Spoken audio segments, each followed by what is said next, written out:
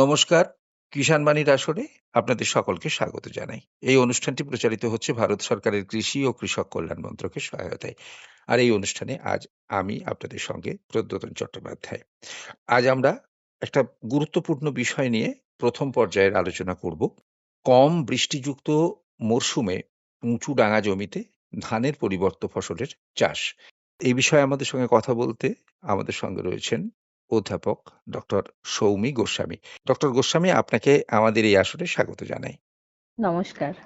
এই কয়েক বছর ধরে আমরা দেখছি যে একটা আনইভেন বৃষ্টি, অর্থাৎ কখনো বেশি কখনো কম, এটা চলছেই। তার সঙ্গে 2026-এ প্রায় 8% মতো বৃষ্টি কম হবে বলা হচ্ছে। এই দুটো মিলে তো এবারে সত্যি খুব খারাপ অবস্থা। একদম। আমরা প্রত্যেকে যারা চাষবাসের সাথে জড়িত কৃষক ভাই বোন থেকে অধ্যাপক, অধ্যাপিকা, গবেষণারত সবাই, যে এই বছর 2026 এল নিনো বৎসর, মানে জলবায়ুর ভীষণভাবে উদ্বিগ্নের বৎসর। প্রশান্ত মহাসাগরীয় নিরক্ষীয় অঞ্চলের যে সমুদ্র, সেই সমুদ্রের উপরিভাগের তাপমাত্রা অতিরিক্ত বৃদ্ধি পেয়েছে এবং সেই বৃদ্ধির কারণে বৃষ্টিপাতের একটা ভারসাম্যতা নষ্ট হতে চলেছে এবং প্রচন্ড কম বেশি বৃষ্টি, এই আজকে বৃষ্টি আছে তো আবার 20 দিন বৃষ্টি নেই, এই যে সিচুয়েশনটা, পরিস্থিতিটা আসতে চলেছে। সেক্ষেত্রে এমনিতে তো ধান চাষে সমস্যা হবেই। তারপরে আমরা যে বিষয়টাই বলছি যে উঁচু ডাঙা জমিতে, সেখানে তো আরো সমস্যা হবে।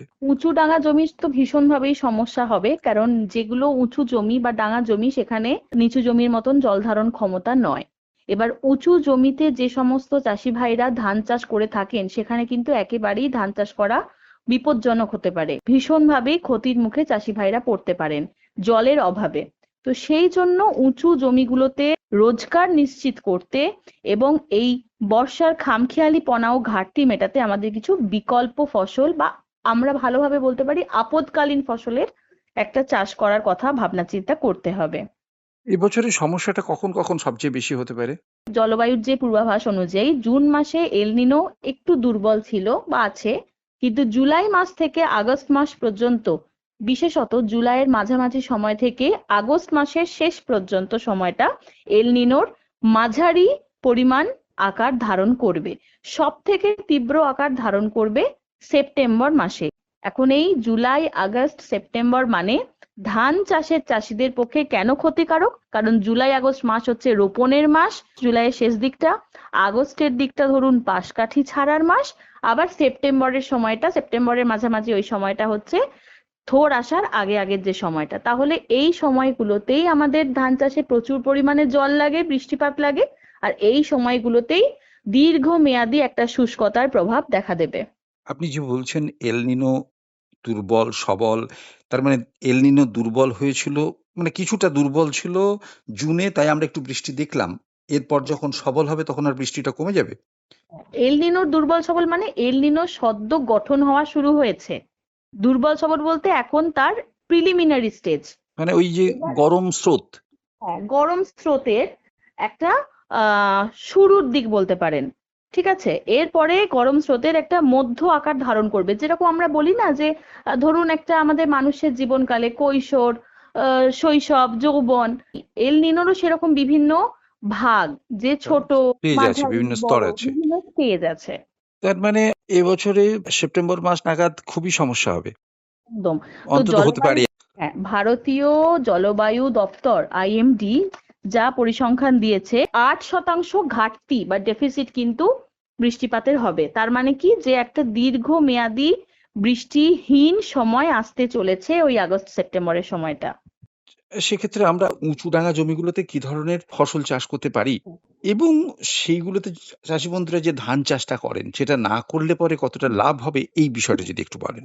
উঁচু বা ডাঙা জমি যেগুলো, সেখানে আমরা ধান চাষের পরিবর্ত ফসল হিসেবে কিছু ফসল নিতে পারি, যেরকম ডাল শস্য। ডাল শস্যের মধ্যে আমরা বিউলির ডাল, মুগ ডাল, অড়হর ডাল এগুলো করতে পারি। অবশ্যই ভীষণ ভালোভাবে হবে এই সময়। আরেকটি ডাল হতে পারে, সেটা হচ্ছে বরবটি, যেটা আমরা ডাল হিসেবে খাই না, সবজি হিসেবে খাই, কিন্তু এর প্রচুর গুণাগুণ এই গাছ মাটিকে তার বড় বড় পাতার মাধ্যমে ঢেকে রাখতে পারে। আচ্ছাদন ফসল বলা হয় বরবটিকে, যেটা কিন্তু ওই ডাল জাতীয়। ডাল ছাড়া আমরা করতে পারি তৈলবীজ, তার মধ্যে আসছে চীনা বাদাম এবং তিল। যারা দেরিতে তিল করেন তাদের পক্ষে তিলটা হতে পারে, কোনো সমস্যা নেই, কিন্তু মেনলি তৈলবীজের মধ্যে চীনা বাদামটা আমি অবশ্যই বলবো চাষি ভাইদের। আরো একটি যেটা সরকারও ভীষণভাবে জোর দিচ্ছেন সেটা হচ্ছে মিলেট চাষ। সেই মিলেটের মধ্যে জোয়ার, বাজরা, রাগি, বিভিন্ন মিলেট হতে পারে। সব থেকে ভালো মিলেট যেটা হবে সেটা হচ্ছে রাগি। সব থেকে কম জলে এবং ভীষণভাবে খরা সহনশীল একটি ফসল। এইগুলো ছাড়া আমি যদি বলে থাকি যে যে সমস্ত চাষি ভাইরা শীতকালে পেঁয়াজ করে থাকেন তারা কিন্তু বর্ষাকালেও পেঁয়াজ চাষটা করতে পারেন। বর্ষাকালে পেঁয়াজ চাষের কিছু সুবিধা যেরকম থাকে, কিছু অসুবিধাও থাকে, যে বর্ষাকালে অতিরিক্ত বৃষ্টিতে পেঁয়াজের কন্দগুলো পচে যায়। এবারে কিন্তু সেই সম্ভাবনাটা অনেকটাই কম। তাই এই ডাল, তৈলবীজ, মিলেটের সাথে চাষি ভাইরা বর্ষাকালীন পেঁয়াজটাও কিন্তু করতে পারেন বিকল্প ফসল হিসেবে। এই যে ফসলগুলো, প্রথমেই আমি চলে আসি ডালগুলোতে। যেরকম ধরুন অড়হর, উপাস 120 আর ICPL 87, এই দুটো জাত হচ্ছে পশ্চিমবঙ্গের সব থেকে বেশি চাষ হয়ে থাকে। এই চাষের জন্য আপনাকে বিঘাতে 2 থেকে 2.5 কেজি মতন বীজের হাড় লাগবে। অড়হর, মুগ, কলাই যে কোনো ডালে সারের পরিমাণের মধ্যে নাইট্রোজেন, যেটা সব থেকে বেশি খরচা হয়ে থাকে, সেইটা কিন্তু অনেক কম দিতে হয়, কারণ রাইজোবিয়াম ব্যাকটেরিয়া তাদের নাইট্রোজেন ফিক্সেশন করতে পারে। তার জন্য সার হিসেবে খুব কম urea, 4 KG urea, 30 KG super phosphate, 5 KG potash আপনাদের বিঘা প্রতি দিতে হবে একদম শেষ চাষ দেওয়ার সময়তে। বীজ রোপণের 20 থেকে 25 দিন পরে একবার নিড়ানি দিয়ে আগাছাগুলো তুলে ফেললেই হবে। যেখানে ধানে 1 বিঘাতে মোটামুটি 7.5 থেকে 8.5 টাকা মতন খরচা হয়ে থাকে, সেক্ষেত্রে আপনার অড়হর চাষে বিঘাতে 4,000 থেকে 4,500 টাকা সমস্ত কিছু মিলিয়ে খরচ হওয়ার সম্ভাবনা। বিঘাতে অড়হরের ফলন হতে পারে ওই 2.2 থেকে 2.5 কুইন্টাল, এবং যেটা আমাদের সরকারি সহায়ক মূল্য, টোটাল রিটার্ন আপনার মোটামুটি 18,000 টাকার কাছাকাছি। সেক্ষেত্রে কিন্তু 14,000 টাকা প্রফিট হতে পারে অনেক কম খরচে। আমন মরশুমে গড়ে 6 কুইন্টাল ধান ফলন হয়। হয় হ্যাঁ, একদম 6 গড়ে বা 6 ম্যাক্সিমাম কুইন্টাল 7। তাহলে 7 সেক্ষেত্রে কুইন্টাল ধরুন ফলন। 12,000 থেকে 14,000 আপনি ধান বিক্রি করে পেতে পারেন। তার মধ্যে যদি 7,000 বা 8,000 টাকা বাদ দিয়ে দিই, আমরা 4-5,000, 6,000 ম্যাক্সিমাম পেতে পারি, তার বেশি পাওয়া 6,000 সম্ভব টাকা প্রফিট পেতে পারি।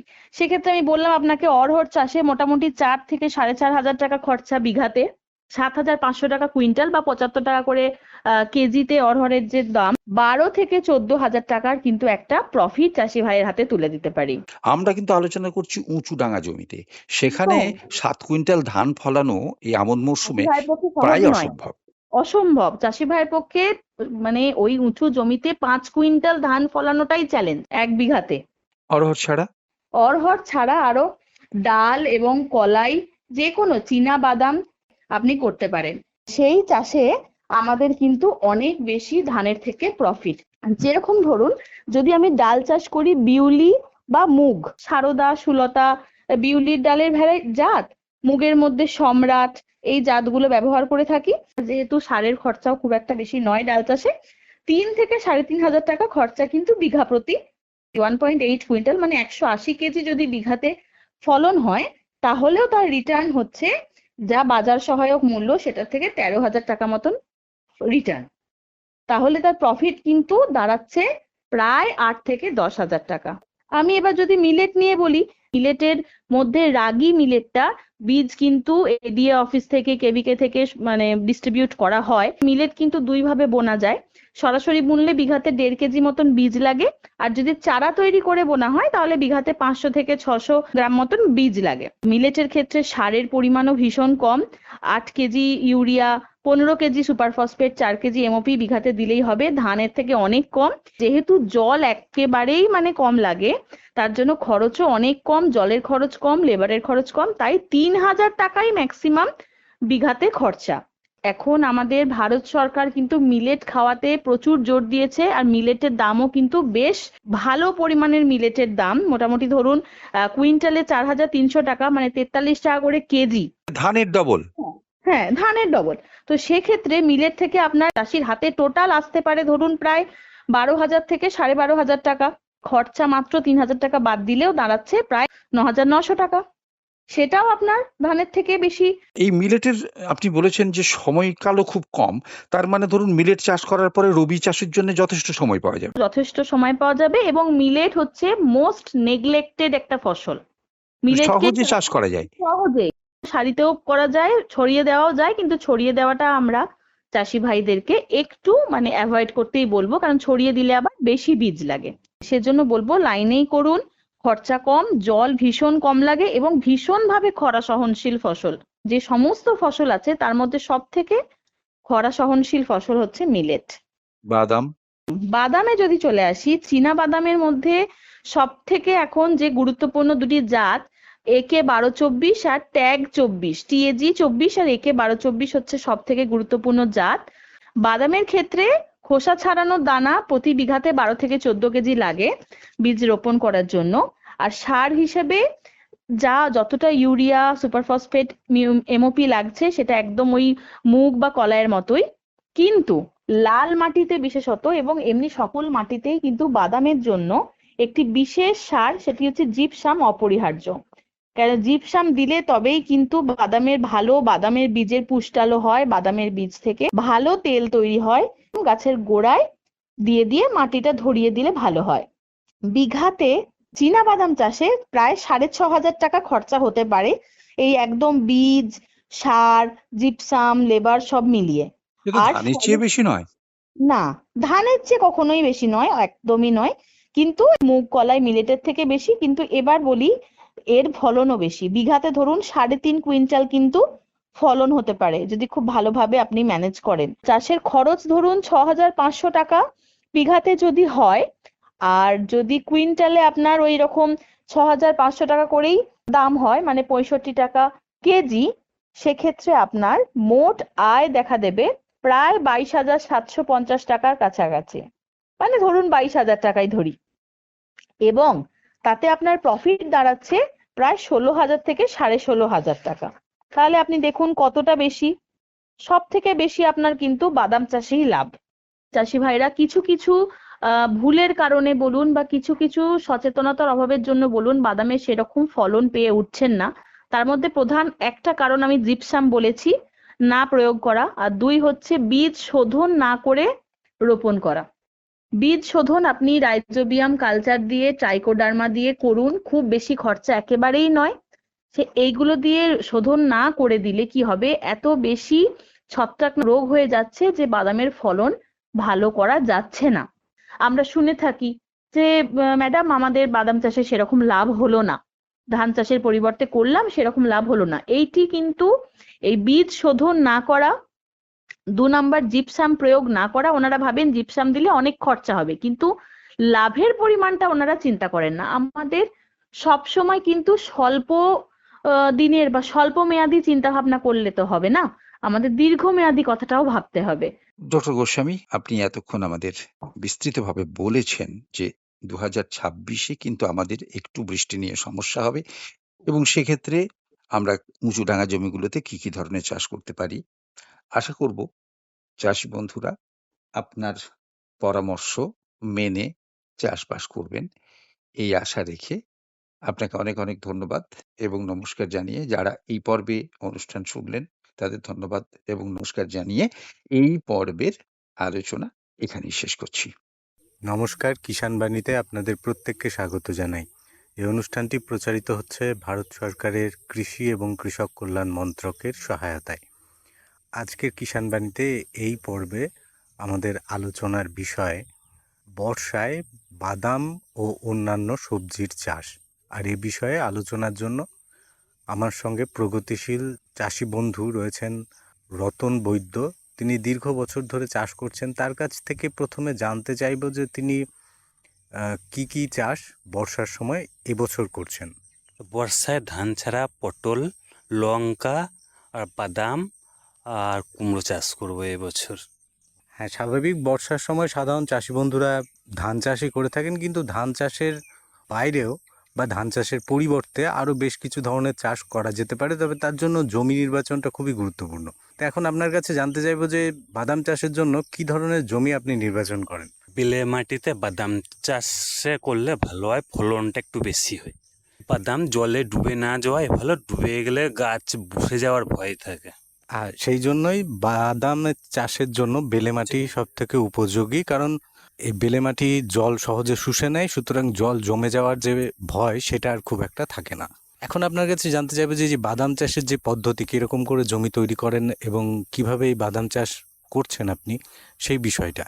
জমি তৈরি করতে ভালোভাবে চাষ দিয়ে নিয়ে কিছু পটাশ দিতে হয় জমিতে, 10 কাঠাতে 10 কেজি মতন পটাশ দিলেই হয়। সার অতটা লাগে না, এমনি রাসায়নিক সার এমনি 10-26 ইউরিয়া এসব তেমন দিতে হয় না কোনো কিছুই। আগাছা নিয়ে নিড়ুনি দিতে হয় 2-3 বার। রোগ পোকার জন্য তো যে কোনো ওষুধ ব্যবহার করলেই হয়। এমনি বাদাম গাছের পাতা যদি পোকাতে নষ্ট করে তাতে কোনো ক্ষতি নেই। ফসল তোলার সময় অর্থাৎ বাদাম চাষের জন্য যে খুব একটা পরিশ্রম বা পরিচর্যার প্রয়োজন রয়েছে এমনটা নয়, তবে যে কোনো ফসলের ক্ষেত্রে পরিচর্যার তো নিশ্চয়ই প্রয়োজন থাকে, কিন্তু আপনি যেরকম বলছেন তাতে রোগ পোকার বা পোকাতে যদি পাতার ক্ষতি করে সেক্ষেত্রে ফলনের খুব একটা হেরফের হয় না। আপনার কাছ থেকে এখন জানতে চাইবো যে এই বর্ষার সময়ের বাদাম, এটা কি সাধারণত চাষি বন্ধুরা বীজের জন্য করেন, যেটা আপনারা গ্রীষ্মের সময় আবার লাগান সেই জন্য, নাকি এই বাদামটা নিয়ে আপনি অন্য কিছু করেন? বর্ষার বাদামটা লাগাচ্ছি, শীতের ফসল আলু তোলার পরে তারপরে আবার বাদাম চাষ করব, তার জন্য বীজের জন্য বাদামটা লাগাবো। অর্থাৎ চাষি বন্ধুদের যে বীজ সংরক্ষণের একটা বিশেষ গুরুত্বপূর্ণ দিক থাকে, এবং বীজ যদি নিজে সংরক্ষণ করতে পারেন তবে সেক্ষেত্রে খরচটা অনেকটা কমে যায় মূল চাষের ক্ষেত্রে। তো সেই জন্য আপনি এই বছর বা গত বছরেও বাদাম চাষ করছেন এবং করেছিলেন। এখন আপনার কাছ থেকে জানতে চাইবো যে বাদাম চাষের পাশাপাশি আপনি আরও বেশ কিছু সবজির চাষের কথা বললেন যেগুলো আপনি করছেন এবছর। তার মধ্যে এখন যদি জানতে পারতাম পটল চাষের সম্পর্কে, কোন সময় শুরু করেছেন এবং কীরকম করে শুরু করেছিলেন জমি তৈরির বিষয়ে। পটলের জমি তৈরি করতে গোবর সার বেশি, তাই গোবর সার দিয়ে চাষ দিয়ে ভালো করে জমি তৈরি করে নিয়ে তারপরে আমি প্যাকেটের চারা করেছিলাম, সেই চারা লাগিয়েছি জমিতে। এবছর মাছলিং পেপার দিয়ে তারপরে মাটিতেই আছে পটল, মাছলিং পেপার ব্যবহার করে যাতে ঘাস কম হয়, বর্ষাতে প্রচণ্ড ঘাসের জন্য। অর্থাৎ আপনি জমিতেই করছেন কিন্তু মালচিং পেপার দিয়েছেন যাতে আগাছার উপদ্রব কম হতে পারে এবং ফলনটাও যাতে আপনি ভালো পেতে পারেন। অনেক ক্ষেত্রে চাষি বন্ধুরা এই সমস্যার নিবৃত্তির জন্য মাচা ব্যবহার করে থাকেন। আর এখন আপনার কাছ থেকে জানতে চাইবো যে এই পটল চাষের যে অন্যান্য দিক রয়েছে, এর সার প্রয়োগ এবং সেচ, এই সংক্রান্ত বিষয়ে যদি আমাদের একটুখানি জানান। প্রথম 10 কেজি 10-26, 5 কেজি ইউরিয়া আর 20 কেজি খোল দিয়ে প্রথমে জমিতে দিয়ে খড় দিয়ে দেওয়া হয়েছে। আবার বর্ষায় যখন পটল ধরবে তখন আবার পরপর সার ব্যবহার করতে হবে, রাসায়নিক সার। বর্ষায় পটলের সেচের খুব দরকার হয় না, বৃষ্টি যায় তাতেই কাজ হয়ে যায়। পটলের খরচ খুব একটা হয় না, এমনি ঘাস হলে নিড়ানি খরচটা একটু বেশি হয়। আর ওষুধ মাছি মরাটা একটু বেশি ব্যবহার করতে হয়, মাছি পোকাতে জালিতে ফুটো করে দিলে তাতে পচে যায়, তার জন্য ওষুধ ব্যবহার করতে হয়। আর এদিকে যদি ডগায় পোকা থাকে, লেদা পোক যেটাকে বলে, সেটা থাকলে ওষুধ ব্যবহার করতে হয়। পটলের ফলন হলে লাভ ভালোই হয়, সেটা সঠিক বলা যাবে না। ফলন যেমন হবে তারপরে বাজার কেমন আছে, বাজার দর, তার উপর ডিপেন্ড করে লাভের পরিমাণ। অর্থাৎ ধান চাষের পরিবর্তে যদি জমিতে জল না জমে এবং চাষের উপযুক্ত জমি থাকে, তবে পটল চাষ কিন্তু এই বর্ষার সময়ে একটা বিকল্প লাভজনক চাষ হতে পারে। এখন পটলের পাশাপাশি আপনি লঙ্কা এবং কুমড়োর চাষও এবছর করছেন যেমনটা আপনি বললেন। এখন আপনার কাছ থেকে জানতে চাইবো যে কত পরিমাণ জমিতে আপনি এবছর লঙ্কার চাষ করছেন? 10 কাঠা জমিতে লঙ্কা চাষ আছে এবার। তো গোবর সার দিয়ে ভালো করে জমি রেডি করে তারপরে চারা লাগানো হয়েছে। চারা এখন বড় হয়েছে, একবার রাসায়নিক সার দেওয়া হয়েছে। চারা বসিয়েছেন, নিজেরাই কি চারা তৈরি করেছেন? যদি করে থাকেন তবে কেমন করে করলেন সেই বিষয়টা যদি একটুখানি জানান। চারা নিজেরাই তৈরি করি, মাটিতে ভালো করে পরিষ্কার করে নেওয়া হওয়ার পর তারপরে বীজ ফেলা হয়, নিয়ে জল দিতে হয়। তারপর বীজ যখন অঙ্কুরিত বেরিয়ে যায় তারপরেও জল ব্যবহার করতে হয় যাতে চারা নষ্ট না হয়ে যায়। এক বিদ্যা কি তার বেশি বড় হওয়ার পর তারপরে মূল জমিতে রোপণ করতে হয় আবার লঙ্কার চারা। লঙ্কা চাষের ক্ষেত্রে সাধারণত চাষি বন্ধুদের কাছ থেকে শোনা যায় যে এখানে সারের পরিমাণ বেশি প্রয়োজন হয়। তো সেক্ষেত্রে আপনার কাছ থেকে জানতে চাইবো যে কি রকম সার দেন এবং কোন কোন সময় দেন? লঙ্কাতে জোর লাগে বেশি, রাসায়নিক সার 10-26 আর ইউরিয়াটাই বেশি ব্যবহার করি। অন্য পটাশ তেমন করি না, পটাশ দিলে গাছ বসে যাওয়ার ভয় থাকে। এই জৈব সার ব্যবহার করি না, প্রথমে জমি যখন রেডি করি তখনই গোবর সার দিয়ে তারপর রেডি করি, আর পরে যদি দেওয়া হয় তাহলে শুধু খোলটা ব্যবহার করি রাসায়নিক সারের সঙ্গে মিশিয়ে। অর্থাৎ সরাসরি জমিতে রাসায়নিক সার খুব বেশি পরিমাণ প্রয়োগ না করে সেখানে কিছু পরিমাণ খোল অর্থাৎ জৈব সার দিয়ে আপনি এই চাষটা করছেন। দীর্ঘ বেশ কয়েক বছর ধরে আপনি লঙ্কা চাষ করছেন এবং বর্ষার সময়ে যেরকম আপনার কাছ থেকে শুনছিলাম যে লঙ্কা চাষের ক্ষেত্রে অনেক অংশে লাভের পরিমাণ বেশি হয়ে থাকে। সেক্ষেত্রে আপনার কাছ থেকে জানতে চাইবো যে লঙ্কায় খরচ কিরকম করেন এবং কত পরিমাণ লাভ করতে পারেন? লঙ্কাতে খরচ একটু বেশি, যদি ফলন ভালো হয় আর বাজার দর বেশি থাকে তাহলে লাভও হয়। একেবারেই বর্ষার সময়ে এমনিতেই সবজির দাম সাধারণত বেশি থাকে, তো লঙ্কার ক্ষেত্রেও যদি দাম ভালো থাকে বাজার অনুপাতে সেক্ষেত্রে চাষি বন্ধুদের লাভ হওয়ার কিন্তু একটা বড় সম্ভাবনা এই চাষে রয়েছে। এখন আপনার কাছ থেকে জানতে চাইবো কুমড়োর বিষয়ে। কুমড়ো কোন সময় রোপণ করেন এবং কেমন করে জমিটা তৈরি করেন সেই বিষয়ে যদি আমাদের একটু জানান। কুমড়োর জমি তৈরি করতে তেমন কোনো নেই, যে আগের ফসল থাকে তারপরে সেই ফসল তুলে চাষ দিয়ে ভালো করে পরিষ্কার করে চাষ দিয়ে নিয়ে তারপরে বীজ লাগাতে হয়। বীজ ফোটার পরে একটু গাছ বড় হওয়ার পরে তারপরে গোড়াতে গোড়াতে রাসায়নিক সার দেওয়া হয়। বৃষ্টির জল হয় তাহলে ভালো, আর না হলে পাম্পে করে সেচ দিতে হয় যাতে সারের জোরটা গাছটা ধরতে পারে। আর কুমড়ো গাছের ক্ষেত্রে কি কি সার দেন? কুমড়োতে 10-26 আর ইউরিয়াটা বেশি ব্যবহার করা হয়, অন্য কোনো সার তেমন ব্যবহার করা হয় না। কুমড়ো চাষ আপনি বেশ কয়েক বছর ধরে করছেন, আপনার কাছ থেকে জানতে চাইবো এখন যে কুমড়ো চাষে ফলন কিরকম পান? কুমড়োর ফলন তো ঠিক বলা যায় না কেমন হবে। তো প্রধান শত্রু হচ্ছে কুমড়োর মাছি পোকা। মাছিতে ছোট ছোট জালি ফুল অবস্থাতে ফুটো করে দেয়, তারপরে সেটা পচে যায়। এবার সেটাকে দমন করতে পারলে তাহলে ফলনটা ভালো হয়। সেক্ষেত্রে কি করেন? মাছি পোকার জন্য ফোরামেন ফান্দা সব থেকে ভালো, আর কীটনাশক ওষুধ দিয়ে তেমন কোনো ফল পাওয়া যায় না। কুমড়ো চাষে খরচ কিরকম এবং কি পরিমাণ লাভ করতে পারেন? কুমড়োর খরচ খুব একটা বেশি না, যদি ফলন ঠিকঠাক হয় তাহলে লাভ হয় ভালোই। ঠিক একেবারে বিক্রির ক্ষেত্রেও খুব একটা সমস্যা নেই যেরকমটা আপনার কাছ থেকে শুনছিলাম। সুতরাং বর্ষার সময় ধান চাষের পরিবর্তে যদি এই ধরনের সবজি, বাদাম, পেঁয়াজ বা ডাল শস্যের চাষ করতে পারেন যদি জমি উপযুক্ত হয়ে থাকে, তবে সেক্ষেত্রে কিন্তু লাভ হওয়ার সম্ভাবনা অনেক অংশেই রয়েছে। অনেক অনেক ধন্যবাদ রতন আপনাকে, এবং যারা আমাদের সঙ্গে এই অনুষ্ঠান শুনছেন তাদের প্রত্যেককে ধন্যবাদ জানিয়ে আজকের কিষাণ বাণী এখানেই শেষ করছি।